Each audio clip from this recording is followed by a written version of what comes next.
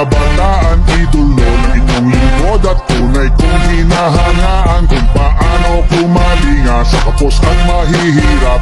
Uri ng taong ating hinahanap sa hinaharap, at ngayong nakita ko na ang tunay na agila sa buong Pilipinas siya'y aking ipapakilala. Ito na Inday Sara, here she comes, Duterte. Ito na Inday Sara, here she comes, Duterte. Tayo papabayaan, bayan ay aalagaan. Ito na Inday Sara, here she comes, Duterte. Duterte apelyido, pangalan Inday Sara. Minamahal, tinatangkilik siya ng Pilipinong masa. Mismong ako ang patunay at aking nasaksihan nang siya'y aking makasama sa buong kapuluan. Mas mahalaga sa kanyang sarili, pagmamahal sa kanyang kapwa. Puso niya sumeserbisyo sa kapos at mga dukha. Ang mapabuti ang buong bansa'y kanyang hinahangad, at ang tiwala ng sambayanan ay may lagay sa kanyang palad. Ito na Inday Sara, here she comes, Duterte. Ito na